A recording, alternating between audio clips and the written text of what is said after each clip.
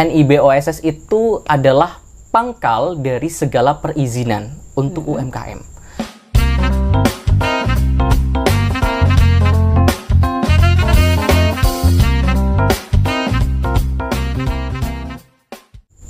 Halo Smart People, hari ini ada yang berbeda daripada biasanya ya. Kalau di etalase UMKM, biasanya kita menghadirkan sosok pelakunya. Tapi hari ini kita bukan pelaku UMKM-nya, melainkan kita akan ngomongin biasanya nih di pelaku UMKM itu ada merek. Kira-kira merek masuk strategi dagang nggak sih? Nah, itu akan kita spill. Dan tentunya tetap stay di etalase UMKM, UMKM berdaya, UMKM naik kelas.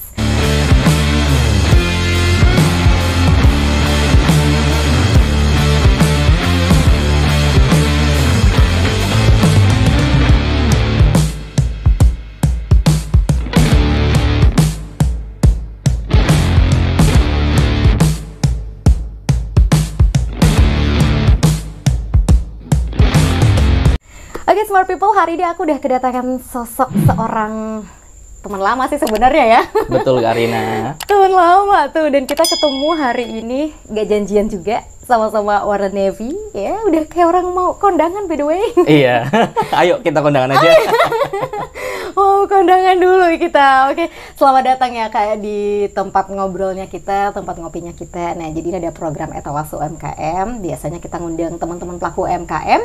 Nah, ini mungkin salah satunya ada beberapa yang sudah terpajang di sini, ya kan? Ada songkok, terus ada juga cemilan. Nah, kita kan mau ngomongin salah satu strategi dagang. Oke, salah satunya adalah pentingnya merek. Tapi nanti dulu. Sebelum itu kayaknya Smart People juga perlu tahu deh siapa sih sosok yang diundang hari ini, sosok seorang Wisnu Pratama Irianto. Harusnya sih sekebumen kenal dia ya. Pada masanya. Pada masanya. Ya oke, silahkan. Ya, sebelumnya terima kasih Karina atas undangannya, Mas Fadli, Mas Iman, atas undangannya juga ya. Senang sekali rasanya bisa kumpul di sini, kita sharing-sharing bareng tentang hal ini. Malam ini kita tentang merek ya. Nah, untuk merek sendiri, dulu saya tuh pernah di 1 tahun di kantor pengacara, dan juga 1 tahun di legal BUMD. Dan kebetulan di 2 pekerjaan itu saya fokus ke dalam pengurusan merek. Sehingga tepat banget nih Karina ketika merek itu bisa menjadi bahan diskusi malam hari ini. Berarti apalagi nih Kak, mereknya untuk UMKM, karena ada bedanya antara merek untuk UMKM dan juga merek untuk korporasi yang udah gede. Gitu. Betul. Apalagi karena memang sekarang isu-isu yang lagi berkembang di luar sana tuh UMKM mati lah, UMKM apalah gitu ya. Nah, sebelum itu nih, berarti kan artinya Kak Wisnu sudah pernah punya background sebagai lawyer ya, terus juga jadi legal. Betul. By the way, sarjana hukum berarti. Sarjana hukum. Oke, sarjana hukum ya, jadi nggak salah nih ngundang pelakunya langsung. Nah, jadi memang ya, tadi udah ngomongin ada bedanya merek buat UMKM sama korporat yang udah gede gitu. Bedanya emang di mana, Kak? Pertama, yang paling krusial adalah tentang biaya pendaftaran. Jadi untuk UMKM itu ada kelas khususnya atau untuk unsur khususnya, sedangkan untuk korporasi juga berbeda. Nah, yang paling umum Kak Rina, untuk korporasi, untuk pendaftaran 1 kelas merek itu Rp1.800.000. Sedangkan untuk UMKM itu hanya Rp500.000. Tentu cukup membantu sekali ya untuk pelaku UMKM yang mau punya keinginan mendaftarkan mereknya. Nah ngomongin soal merek ya, harusnya sih teman-teman pelaku UMKM pasti udah pada punya merek. Tetapi kadang-kadang masih ada yang bingung bedanya merek, terus brand itu apa, belum lagi logo gitu ya. Itu mungkin bisa di-spill juga sebenarnya bedanya merek sama brand dan juga elemen-elemen yang lain tuh apa nih? Jadi Karina dan teman-teman, HAKI itu ada banyak. Hak kekayaan intelektual itu ada banyak. Yang pertama merek. Kemudian ada paten, ada rahasia dagang, dan juga ada berbagai macam indikasi geografis juga termasuk. Nah, yang paling center, yang paling terkenal memang merek. Nah, merek ini punya definisi tertentu, Kak Rina. Merek adalah suatu desain grafis. Jadi harus bisa dilihat, Kak Rina. Harus bisa berwujud ya, kalau yang goib nggak bisa ya. Baik itu 2 dimensi maupun 3 dimensi. Yang unsur utamanya adalah pembeda antara satu produk dengan produk lainnya. Nah, sejarah merek itu panjang, Karina. Tahun 1200 pertama kali merek itu digunakan di Inggris ketika bukan di Inggris, di Romawi 1200 untuk menandakan bahwa itu adalah sapi saya. Oke. Ada sapi tetangga dan sapi orang-orang lain ya. Jadi itu pertama kali merek berada. Kemudian merek menjadi suatu hukum itu tahun 1888 di Inggris. Oke. Nah, contohnya nyata di kasus UMKM ya, berarti yang disebut merek itu ini ya, kayak Babyfish. Betul sekali. Antara pembeda dengan yang lainnya gitu. Nah, keutamaan kalau misalkan nih pelaku UMKM mematenkan mereknya, kayak gitu tuh apa keutamaannya? Jadi yang pertama adalah perlindungan komersil. Manakala Kak Rina mungkin dalam skala kecil belum terlihat nih.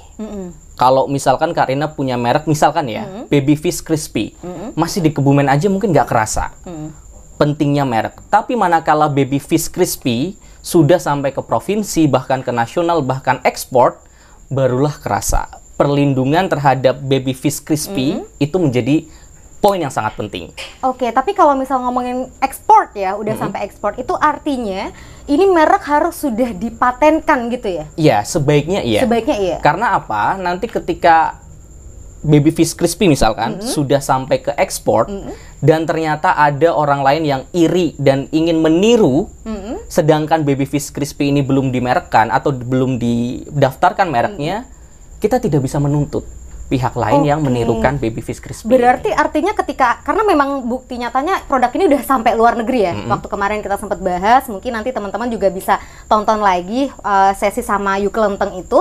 Ini produk udah ekspor di beberapa negara, seperti India, Arab, dan lain sebagainya. Nah, tetapi kalau seandainya nanti di negara-negara tersebut iri nih dengan kayaknya itu laku keras di sana.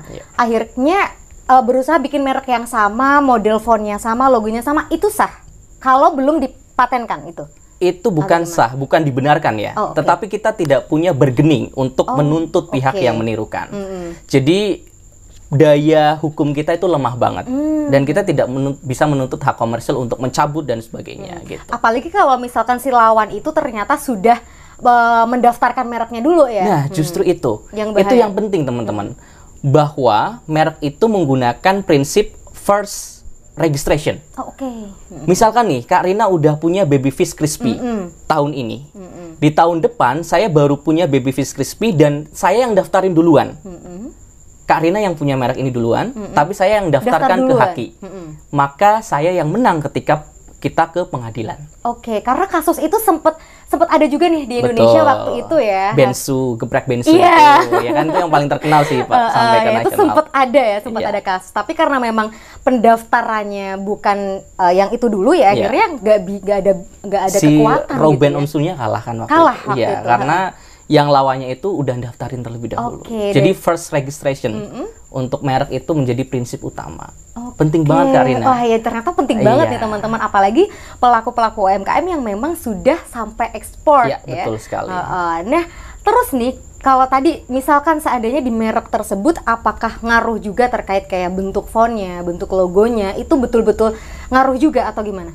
Ya, setiap unsur di dalam tulisan itu berpengaruh. Baik font, kemudian warna, kemudian variasi ataupun karena tidak hanya tulisan Karina. Merek itu bisa gabungan tulisan, gabungan gambar ataupun logo juga. Jadi bisa tulisan aja, bisa gambar aja atau gabungan keduanya. Itu sangat-sangat berpengaruh. Nah, teman-teman, kalau mau mendaftarkan merek, ini kita harus tahu tahapannya. Betul. Nanti mungkin Karina bisa tanya. Yang paling penting adalah nanti kita harus punya desainnya terlebih dahulu. Gitu. Desain dari mereknya itu sendiri. Betul. Terus? Yang pertama adalah desainnya. Pastikan dulu, teman-teman searching, riset dulu di Pangkalan Data Kekayaan Intelektual RI. Jadi di situ ada tuh, misalkan teman-teman mau bikin Babyfish Crispy mereknya, misalkan ya. Di searching dulu di Pangkalan Data ada nggak Babyfish Crispy sudah didaftarkan. Kalau ada harus diganti. Ya, karena kemungkinan besar yang pertama yang akan diterima kita akan ditolak. Yang kedua, untuk memberikan merek itu nggak bisa sembarangan Karina. Kita tidak boleh menggunakan public domain. Apa itu public domain? Misalkan itu suatu nama yang umum digunakan. Contoh? Contohnya, aku mau bikin merek, produkku warnanya biru. Aku mau bikin merek warna biru. Mereknya biru, nggak boleh. Nggak boleh. Okay. Karena biru itu adalah public domain. Oh, oke. Punya umum. Punya gitu. umum, Ya. betul. Misalkan juga mau menggunakan merek Kebumen, hanya Kebumen aja, itu juga nggak boleh. Karena Kebumen adalah nama public domain. Okay. Jadi harus nama-nama yang spesifik dan khusus. Oke. Bukan public domain. Kemudian tidak melanggar asusila, tidak bertentangan dengan ideologi negara dan sebagainya. Yang umum-umum udah cukup jelas lah. Tapi yang paling penting adalah harus beda dengan yang udah ada sebelumnya. Oke. Gitu, Nah, setelah itu udah riset nih. Misalkan aku udah mau bikin baby fish crispy atau AJP atau Al Akbar gitu. Setelah itu kita harus punya legalitas hukumnya. Oke. Untuk UMKM cukup dengan OSS NIB. Nomor NIB. induk berusaha. Betul. Nah, teman-teman kalau mau bikin OSS itu mudah banget. Untuk UMKM ya. Kalau yang non UMKM memang harus ada KKPR lah, harus izin lain sebagainya gitu. Dan ini juga bisa online ya, Kak ya? Online itu 1 hari jadi, bahkan 2 jam jadi. Oke. Untuk UMKM. Silahkan dibikin NIB-nya. Setelah punya NIB, nah ini yang penting Karina. Surat keterangan dari dinas. Oke, harus dari dinas tempat di mana UMKM itu ada. Betul. Oke. Kalau di Kebumen itu ada dinas koperasi UMKM, dinas perdagangan, dinas perindustrian. Pilih salah satunya. Oh, salah satunya aja. Dan itu surat apa yang dibutuhkan? Surat keterangan rekomendasi merek. Oh, oke. Ya, untuk mengkategorikan bahwa saya mau daftarin merek dengan klasifikasi UMKM. Sehingga penerimaan negara bukan pajak. Kita bayarnya lebih murah yang 500.000 yang 500.000 tadi. Ya, jadi yang paling penting adalah legalitas NIB OSS itu tadi, kemudian surat rekomendasi dari dinas terkait yang tadi 3 itu, kemudian nanti surat permohonan udah ada template-nya di merek.djip.go.id. Oke. Gitu. Nah, berarti ternyata prosesnya cukup panjang gitu ya. Cukup rumit sedikit ya. Oke. Panjang dan rumit Iya. ya. Oke, nah tadi kan sudah disinggung bahwa ternyata merek ini penting banget ya. Tapi apakah ada kemungkinan nih kalau merek itu bisa hilang perlindungannya? Jadi merek itu ketika sudah kita daftarkan, itu jangka waktunya 10 tahun. Oh, 10 tahun. Dan dapat diperbarui pada tahun ke-9. Jadi ketika tahun ke-9 sampai habis nggak diperbarui, baru perlindungannya hilang. Oke, berarti artinya ketika misal nih baby fish crispy udah 10 tahun, kebetulan lupa nggak perpanjang, saya masuklah daftarin baby crispy, kemungkinan saya bisa masuk dengan merek itu? Nggak bisa. Tetap nggak bisa? Walaupun habis, baby fish crispy itu tetap mendapatkan prioritas untuk mendapatkan mereknya kembali. Oh, oke. Gitu. Berarti tetap walaupun dalam tanda kutip itu kehilangan perlindungannya, tetapi dia tetap menjadi prioritas untuk pemilik merek itu. Betul, karena kan terrecord ya di pangkalan data kekayaan intelektual Karina. Oke. Gitu. Berarti artinya ya merek itu penting banget, apalagi sekarang udah pemasarannya digital. Terus yang baru-baru kemarin ya kan, baru-baru teman-teman UMKM mulai bangkit di TikTok. Ternyata regulasi antara TikToknya udah di-ban ya, sekarang udah ke-ban ya. Walaupun 1-2 masih bisa. Jadi bisa, masih ya? ada bocornya. Udah ke-ban. Gitu, nah, artinya harusnya kalau di media sosial itu kan penjualannya lebih luas lagi. Itu merek betul-betul mendukung untuk penjualan online itu ya? Betul Karina, karena tiruan itu sekarang kan banyak banget kan. Nah, itu dia. Tiruan itu nggak hanya 1 pihak, 2 pihak. Tapi manakala udah ada nama, udah ada produk kualitasnya ini. Jadi merek itu selalu identik dengan kualitas. Misalkan kalau makanan ya rasanya. Kemudian kalau produk ya kualitas ketahanannya misalkan. Ketika belum terdaftar di Haki itu, di merek, maka orang lain bisa dengan bebas menirukan itu. Oke. Dan perlindungan kita terhadap produk yang kita miliki sendiri, merek yang kita cetuskan sendiri itu sangat lemah Karina. Apalagi di pengadilan, apalagi dengan prinsip first registration tadi itu. Ketika ada itikat buruk orang lain untuk mendaftarkan terlebih dahulu, maka kita tidak bisa apa-apa di pengadilan. Gitu Karina, kan bahaya banget. Bahaya ya? banget, oke. Kita yang punya produknya, kita yang mikir inovasinya, orang lain yang mengambil, kan sayang banget. Sayang banget. Gitu. Artinya nih, smart people, teman-teman pelaku UMKM itu memang perlu banget untuk mendaftarkan mereknya. Nah, kalau misalkan kan ya tipikal orang plus 628 ya, plus 628 itu kan maunya yang gampang aja lah, yang gampang, yang mudah. Itu kalau mau daftarin merek yang mudah, harusnya kemana dulu nih? Sebenarnya ada sekarang, itu konsultan haki. Konsultan haki itu memang memberikan jasa kemudahan. Tinggal konsultasi, tanda tangan, nanti akan diuruskan proses pendaftarannya. Oh, berarti tinggal terima beres ya? Betul, cuman kan itu adalah suatu jasa ya. Sehingga untuk UMKM mungkin perlu modal lebih untuk membiayai jasa konsultan haki itu. Nah, saran saya adalah urus sendiri aja. Karena sekarang pengurusan sendiri itu juga tidak kalah mudah dengan yang konsultan haki itu, Karina. Jadi memang tinggal lengkapi syarat-syarat administrasinya yang tadi saya sebutkan, NIB OSS, kemudian surat keterangan rekomendasi merek, kemudian permohonan ke Dijen Merek Haki gitu, Nah, Kementerian Hukum dan HAM. Setelah syarat-syarat itu sudah terkumpul, store-nya kemana nih? Atau upload-nya kemana nih? Ya, itu semua berbasis online, Karina, di merek.dgip.go.id. Jadi nggak perlu kita ke Jakarta misalkan, atau ngirim pos dengan bentuk fisik kertasnya, itu nggak perlu.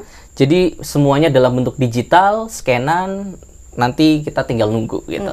Dan biasanya untuk proses itu berapa lama nih, Kak, untuk sampai betul-betul terbit? Untuk merek kita perlu kesabaran lebih, Karina. Karena merek itu membutuhkan waktu 1 tahun. Wow, lama banget ya setahunnya. Jadi statusnya ketika kita baru upload, kita mohonkan setelah membayar penerimaan negara bukan pajak itu, akan tertulis sedang proses pendaftaran. Dan tulisan sedang proses pendaftaran itu selama 1 tahun, Karina. Nah, prosesnya itu, ketika itu terjadi, orang lain bisa melakukan keberatan. Sanggahan. Ketika Baby Fish Crispy ini punya saya loh, bukan punya pemohon ini, maka ada dimungkinkan proses banding, proses sanggahan, dan proses itu yang selama 1 tahun dimungkinkan ditolak juga. Wah, ternyata pertimbangannya banyak juga betul ya. Sekali. Perjuangannya banyak juga. Jadi memang penting banget ketika mau mendaftarkan merek itu harus riset dulu tuh tadi di link apa, Kak? Pangkalan data kekayaan intelektual. Nah, nanti mungkin di situ bisa cari ada nggak nih merek yang serupa dengan produknya kita. Karena kalau misalkan ada, kemungkinan kita bisa disanggah oleh pemilik merek yang sama. Betul sekali. Nah, jadi tahu-tahu udah nunggu setahun lama-lama ya di PHP-in. Dan PNBP-nya yang kita bayarkan nggak bisa kembali, Karina. Oh, itu nggak bisa? Yang 500.000 itu? Nggak bisa. Jadi emang sih penting banget riset. Nah, tadi kan kita ngomongin merek ya. Masalahnya di UMKM ini ada yang namanya merek, terus ada yang namanya logo. Nah, apakah logo ini juga harus dihakikan atau bagaimana? Jadi merek itu gabungan. Atau salah satu dari logo gambar itu dengan tulisan. Jadi boleh tulisan aja, boleh logo aja, atau gabungan keduanya. Misal nih, kan ini untuk logonya dia Yuk Lenteng. Mereknya Baby Fish Crispy. Dia kan beda konteksnya. Itu bisa dijadikan satu kesatuan atau dipilih salah satunya, mau pakai logonya doang atau Baby Fish Crispy-nya doang juga bisa. Jadi ada 3 tuh komponen, gabungan, tulisannya aja, atau logonya aja. Tetap salah satu bisa ya? Bisa. Salah satu bisa. Atau gabungan keduanya bisa, Karina. Tinggal mau pakai yang mana. Biasanya sih logo itu lebih gede dari tulisannya biasanya. Gitu. Misal contohnya kayak ini ya, kayak mungkin Klasika ya, mungkin Klasika dia logonya lebih gitu gede ya daripada nama produknya gitu, nama mereknya. Kalau ini kan mereknya body lotion ya. Nah, ini Klasika adalah merek logonya ternyata dia lebih gede. Nah, jadi memang penting banget teman-teman pelaku UMKM, kurang apa lagi ini. Nah, jadi ini ada pertanyaan lagi, apakah merek yang sama bisa diajukan lagi dengan logo yang berbeda? Sepanjang pemohonnya sama atau beda? Dua-duanya. Misal sekarang dari pemohonnya yang sama. Pemohonnya sama tentu bisa. Karena ketika udah kita punya merek nih, kita punya hak absolut terhadap merek kita. Mau dimodifikasi, dimohonkan kembali, revisi, boleh. Tapi ketika pemohonnya berbeda, itu kemungkinan besar pasti ditolak. Karena sudah ada yang dulu, punya. Yang first dulu itu tadi ya. Dan itu pembedanya, jadi gini, Kak. Untuk menentukan apakah itu beda atau enggak, itu nanti ada yang jurinya di Kementerian Hukum dan HAM. Kira-kira misalkan namanya beda banget nih, tapi kok fontnya kok sama gitu, itu bisa aja ditolak. Gitu. Jadi identik itu jangan sampai terjadi di merek yang kita mohonkan. Identik loh ya. Jadi bukan sama aja, tapi identik itu juga berbahaya dalam proses pendaftaran. Oke. Nah, misal ya, pendaftaran merek itu dari segi produk makanan. Nah, di produk makanan itu kan tadi selain butuh NIB, makanan itu juga harus halal. Yap. Nah, harus halal, terus juga kandungan gizinya harus jelas. Apakah itu juga masuk menjadi salah satu syarat ketika kita harus mendaftarkan merek? Oke. Jadi untuk itu agak berbeda Karina, karena setiap perizinan punya kamarnya masing-masing. Oke. Kalau halal ada kamarnya masing-masing, kemudian ada kalau merek ada kamarnya masing-masing. Merek ini berdiri sendiri, jadi ketika misalkan belum ada perizinan A, B, C itu tidak apa-apa. Oke. Sepanjang tidak identik dan tidak sama dengan merek yang sudah ada. Oke. Jadi berbeda kamar Karina, gitu. Oke, berarti artinya memang dia ini sudah ada tupoksinya sendiri-sendiri ya. Betul sekali. Oke. Nah, kita coba bedah yang ini juga ya, yang songkok mungkin. Boleh. Songkok mungkin, karena memang kemarin kita sempat tanya ya bahwa ternyata songkok ini juga belum didaftarkan merek, belum didaftarkan mereknya. Nah, kebetulan ini pelakunya sama, pemiliknya sama ya, pemiliknya sama, tetapi dia ngajuin merek yang berbeda. Ini AJP, Al Akbar sama Arwana. Itu bisa? Bisa sepanjang tidak ada merek Al Akbar sebelumnya. Yang mendaftarkan itu. Betul. Nah, berbeda ini Kak. Jadi misalkan Al Akbar ini kan adalah sarung ya, atau kopi songkok ya. Nah, Al Akbar ini bisa aja sama namanya. Betul. Dengan kelas yang berbeda. Al Akbar untuk misalkan sandal, merek sandal. Nah, ini untuk songkok itu bisa aja, bisa diterima. Bisa diterima. Bisa. Sepanjang kelasnya berbeda. Oke. Jadi kalau songkok Al Akbar kemudian ada songkok Al Akbar kemungkinan besar ditolak. Tapi kalau kelasnya berbeda atau produknya berbeda itu bisa aja diterima gitu. Jadi kelas barang atau kelas produknya juga sangat menentukan. Oke, berarti artinya kalau misalkan ada baby fish crispy, kalau ini kan makanan ya, kalau ternyata bukan dalam bentuk makanan, misal dalam bentuk yang lain, itu bisa kemungkinan bisa. Kelasnya berbeda, dimungkinkan untuk diterima. Nah, ini karena tadi kan pelakunya berbeda ya, mengajukan 3 langsung itu bisa. Tapi nih yang jadi pertanyaan adalah AJP mungkin namanya cukup namanya cukup jarang. Nah, kalau Al Akbar ini kan namanya cukup familiar sekali. Iya. Nah, strategi untuk memenangkan untuk memenangkan pendaftaran merek itu gimana? Saran saya, Al Akbar itu ditambahin 1 kata di belakangnya. Misalkan 1 kata ya? Al Akbar apa? Al Akbar Alian kah misalkan ya, atau Al Akbar Kuto atau apa gitu ya. Jadi ada 3 kata. Karena kata Al Akbar 2 kata itu udah pasti banyak banget di pangkalan data kekayaan intelektual. Kemudian yang kedua adalah fontnya tidak boleh sama dengan Al Akbar yang ada di pangkalan data. Oke, tapi kalau ngomongin soal font berarti artinya pendaftaran pas waktu pertama kali daftar, fontnya itu juga harus beritahu ya fontnya jenis apa gitu ya, itu harus betul-betul detail. Betul, jadi ada logonya, ada deskripsi dari logo itu atau tulisan itu. Fontnya apa, warnanya apa gitu. Nanti ada formulir, kita tinggal ngisi aja Karina. Gitu. Nah, itu salah satu strategi ya buat smart people yang ingin mendaftarkan mereknya. Artinya kalau memilih sebuah nama ya, sebuah merek itu, pilihlah nama yang betul-betul syukur-syukur tidak publik ya, tidak familiar, tidak identik dengan yang sudah ada. Atau mungkin ada strategi-strategi lain untuk memenangkan sebuah merek? Yaitu pembeda itu yang aja. Jadi kata kunci, harus benar-benar beda. Dan ini Karina, urgensinya yang lain yang cukup menarik adalah merek bisa diagunkan di bank. Oh ya? Iya. Itu jadi kok bisa?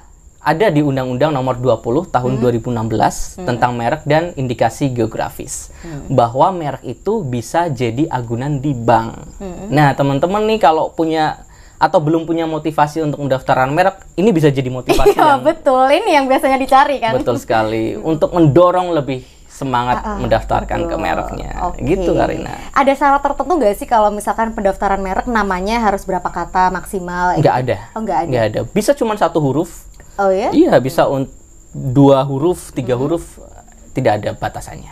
Yang penting berbeda. Yang penting berbeda dan identiknya itu ya. Iya, betul sekali. Nah, jadi memang betul-betul penting banget buat teman-teman para pelaku UMKM. Tapi kalau misal di Kebumen yang lingkupnya cukup kecil, itu kan mungkin ngurusnya agak ribet ya, agak susah juga. Kayaknya mungkin apa ya, ngurusnya nggak tahu nih arahnya kemana gitu, atau mungkin seandainya teman-teman pelaku UMKM melakukan konsultasi ke Kak Wisnu sendiri, apakah bisa atau gimana? Konsultasinya ke Kak Rina aja. Ya. Yang pastinya nanti ada di Dinas Koperasi dan UMKM Kebumen. Berarti di dinas itu sediain. pasti ada kamar untuk konsultasi merek. Yang pertama itu pasti ada layanan untuk membuat surat itu tadi Kak, surat keterangan rekomendasi merek. Dan juga ada loket untuk konsultasi merek di Dinas Koperasi dan UMKM Kebumen. Itu gratis ya? Gratis tuh. Ternyata ada di dinas yang ada di Kebumen nih ya. Berarti teman-teman kalau mau ngurus atau mungkin konsultasi, karena kan kita terbatas di sini ya, ngobrol bisa langsung datang ke Dinas UMKM, bisa menanyakan prosedurnya bagaimana gitu. Nanti kalau nggak percaya, ini linknya bisa di-share gitu ya. Betul sekali Karina. Oke. Nah, selain merek itu yang harus dihakikan, kira-kira apa lagi nih yang harus dipatenkan dari sebuah produk UMKM? Sebenarnya ada beberapa nih Kak. Yang paling penting itu tadi NIB OSS. NIB OSS itu adalah pangkal dari segala perizinan untuk UMKM. Mau ngurus halal, sertifikasi halal, pasti butuh NIB. Ngurus merek, butuh NIB. Ngurus apa lagi? Ngurus BPOM, butuh NIB. Betul. Jadi yang paling penting adalah nomor induk berusaha. Itu yang menjadi pangkal dari segala perizinan. Itu sih Karina. Iya, jadi memang banyak juga nih pelaku-pelaku UMKM yang belum punya NIB. Padahal cuma 20 menit bisa loh Kak. 20 menit bisa. Atau kalau yang malas bikin bisa sih datang ke sini sih. Nah, nanti dibikinin sama Mas Fadli. Nah, itu dia. Di sini tenang aja, di sini ngurus NIB iya, ngurus sertifikat halal iya gitu. Tinggal nanti konsultasi buat hak mereknya ini. Sedikit informasi Kak. Untuk OSS itu dibagi menjadi 2 kategori ya Kak. Non UMKM dan juga UMKM. Nah, 2 kategori ini punya perbedaan yang sangat-sangat jauh. Sangat jauh. Di mana nih perbedaannya? Yang pertama kemudahannya. UMKM itu jauh-jauh lebih mudah. Aslinya udah dipermudah, tapi kitanya yang mempersulit ya. Jadi tinggal punya KTP sama NPWP sebenarnya. Udah, cuman itu aja. Nanti mau kita bergerak di mana tinggal isi formulir. Kalau yang non UMKM itu harus ada KKPR, kesesuaian kegiatan pemanfaatan ruang, izin dari dinas terkait, ribet lah pokoknya. Banyak ya. Jadi UMKM langsung aja daftar NIB OSS sekarang juga. Nah, jadi memang gampang banget ternyata ya. Gampang. Cuman emang kadang kita tuh nganggap bahwa aduh, buat apa sih daftarin merek gitu. Terus juga buat teman-teman para pelaku UMKM kan sekarang udah mulai jualan di online gitu ya, udah mulai jualan di Shopee juga. Itu berarti memang penting banget biar nggak ada penirunya itu ya. Betul sekali Kak. Karena ya sekarang kan banyak banget Kak. Iya, betul. Siapa dulu? Sweet aja. Kakak dulu deh. Oke. Nah, jadi memang ya untuk kalau misalkan tadi konsultasi ke dinas tuh itu gak gratis harusnya. Pasti gratis. Iya. Ini Wisnu nih yang ngomong nih. Dicatat nanti ya, dimarahin nih. Garis merah gratis gitu. Gratis. Ada loket pelayanan pasti. Ada loket pelayanannya. Nah, apakah KBLI di NIB itu harus sesuai dengan jenis yang akan didaftarkan mereknya? Nah, harus. KBLI itu kualifikasi, pokoknya kode ya. Kode usaha kita bergerak di mana. Misalkan penjualan songkok itu ada di situ. KBLI-nya nomornya berapa. Kemudian penjualan makanan baby fish crispy itu ada KBLI-nya. Nah, KBLI ini juga ngelink ke berbagai macam tadi pangkalan itu tadi Kak. Pangkal dari segala perizinan. Mau baby fish crispy, maka ya harus sesuai juga dengan merek yang diajukan. Jadi nggak bisa nih baby fish crispy pakainya KBLI songkok. Ini nanti bingung kan pangkalan datanya, wah error meledak gitu. Jadi ya betul banget, KBLI harus sesuai dengan merek yang didaftarkan. Gitu. Tapi memang ketika mendaftarkan NIB itu kan udah otomatis dapat KBLI ya? Iya betul. NIB kita akan milih KBLI-nya nomornya berapa. Tinggal ditulis aja kita bergerak di mana. Misalkan penjualan kue kah, penjualan roti kering kah, atau misalkan jasa ya. jasa konsultasi karir, itu ada semuanya KBLI. Ya kayak punya Kak Wisnu ya. Jasa konsultasi karir. Nah, kan mungkin ada juga nih teman-teman UMKM, karena di Kebumen itu memang sebenarnya banyak banget teman-teman UMKM. Nah, dia ini belum tahu nih apa tuh KBLI, apa tuh NIB, jadi belum daftar sama sekali. Nah, jadi memang NIB itu tadi nomor induk berusaha. Nah, KBLI itu adalah kualifikasi bergerak di mananya. Iya, kodenya. Ya. Biasanya dia ini berupa angka ya. Betul. Angka. Ada 5 atau 6 angka sih. Nah, kira-kira nih ya, apa nih yang jadi rahasia dagang masuk ke kekayaan intelektual? Rahasia dagang yang masuk ke kekayaan intelektual. Rahasia dagang itu misalkan nih, ini baby fish crispy. Ini beda lagi dengan merek loh ya Kak. Adalah menu dan cara pengolahan dari baby fish crispy itu seperti apa. Bisa juga didaftarkan ke rahasia dagang. Oh, oke. Jadi beda lagi Kak perlindungannya. Perlindungannya adalah ketika ada suatu misalkan produk yang kok rasanya sama persis ya, kok kualitasnya sama persis ya, kita patut curiga itu menjiplak dari menu bahan ataupun cara pengolahan kita. Ketika kita punya perlindungan rahasia dagang, itu kita punya legal standing untuk menuntut ke pengadilan. Oke, berarti memang rahasia dagang juga perlu didaftarkan ke kekayaan intelektual. Perlu sekali juga. Rahasia dagang itu bahan dan cara pengolahan terhadap produknya kita. Termasuk kayak produk skincare mungkin dari ingredientnya. Betul gitu sekali ya. Kak. Ya. Kalau dari songkok mungkin dari segi bahan-bahannya apa betul aja sekali. gitu. Karena mungkin di luar sana produknya sama nih, sama-sama AJP ada, terus juga udah daftar. Nah, yang jadi pembeda adalah di rahasia dagangnya itu. Oke, nah cara daftarnya gimana? Hampir sama dengan merek. Apakah juga dinas memfasilitasi buat hal ini? Untuk rahasia dagang sepertinya tidak perlu ke dinas karena itu langsung ke pangkalan data kekayaan intelektual. Caranya? Caranya langsung aja ke djip.go.id. Di situ ada mungkin lebih identik dengan merek ya, hampir sama dengan merek tapi tidak serumit merek. Jadi merek itu puncak dari kerumitan hak kekayaan intelektual karena perlindungan paling krusial emang di merek. Kalau rahasia dagang kan kayaknya memang penting tapi tidak sepenting merek. Harus diakui seperti itu sih teman-teman. Mungkin rahasia dagang itu hanya sebagai penguat dari merek itu. Betul ya? Sekali. Akan aneh ketika rahasia dagang didaftarkan tapi mereknya belum. Betul. Karena yang nampak, yang visualnya terlihat dan menjadi branding. Jadi kekuatan dari suatu produk yaitu mereknya. Wah, jadi obrolan hari ini benar-benar daging semua ya. Nanti setelah ini teman-teman pelaku UMKM pada konsultasi gimana nih Kang? Langsung ke Dinas Koperasi dan UMKM. Atau yang buruan nih, mungkin produknya banyak, apalagi ngomongin soal basreng tuh di mana-mana ada ya produk basreng yang contohnya lah yang sekarang memang lagi familiar banget. Itu tinggal gimana caranya nguatin daftarin merek dulu. Nah, paling tidak didaftarkan aja dulu. Misalkan ada proses 1 tahun tuh lama kita banget. Udah punya semacam perlindungan. Walaupun tidak sekuat setelah ada sertifikat mereknya ya Kak ya. Tapi ketika udah didaftarkan, kita udah punya legal standing juga. Ini merek udah saya proses pendaftaran. Walaupun gitu. masih bisa disanggah. Iya sih. Tapi kan yang nyanggah yang udah punya merek. Yang mungkin merasa ini identik dengan merek saya. Kalau yang belum, nggak punya legal standing dong. Nggak punya nggak punya dasar untuk nuntut gitu. Menuntut ataupun menyanggah gitu.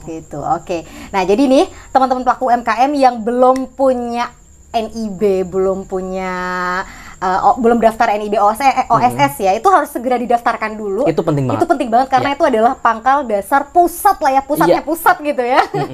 Untuk mendaftarkan semuanya. Jadi setelah itu baru bisa daftarin merek. Apalagi kalau memang punya cita-cita produkku harus ekspor. Nah itu dia penting banget daripada nanti malah udah kita capek-capek berusaha, capek-capek ngelakuin inovasi ternyata dihakikan oleh orang lain. Betul. Jadi preventif itu sangat penting, pencegahan terhadap mungkin konflik ataupun sengketa yang akan terjadi. Ya contohnya udah banyak banget. Udah banyak lah ya. Udah banyak banget. Apalagi yang udah gede. Nah, mungkin sekarang masih mungkin sekarang masih kecil tapi nggak tahu 1 tahun 2 tahun kemudian produk kita udah mendunia misalkan, atau udah sampai ke misalkan minimarket kan kita nggak tahu. Oh ya, tapi memang kalau ngomongin sampai minimarket ya, itu teman-teman pelaku UMKM yang kebetulan juga udah diundang di sini tuh banyak.